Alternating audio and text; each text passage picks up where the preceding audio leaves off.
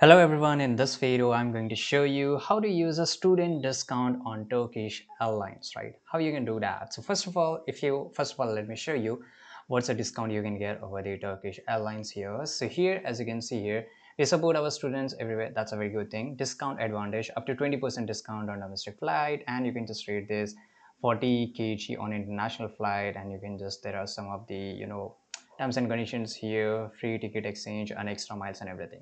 Now how you can use this, right? So first of all, you have to create an account, which I will show you, as well as you also got an option from sign up from here. Verify your student status. Of course you need to verify your student status, then only you will get this benefits, right? Now here, purchase your advantageous ticket. So what you have to do, whenever you just make an account here, whenever you book a ticket over Turkish Airlines, you have to use your student ID, email address, or whatever from the account and everything. So here they will ask you that just give us a proof that you are a student, right?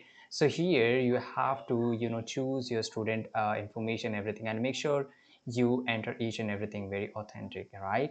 And once you have entered that, definitely you will get a student discount over Turkish Airlines. This is how you can get it. I hope you found this video very useful. Subscribe.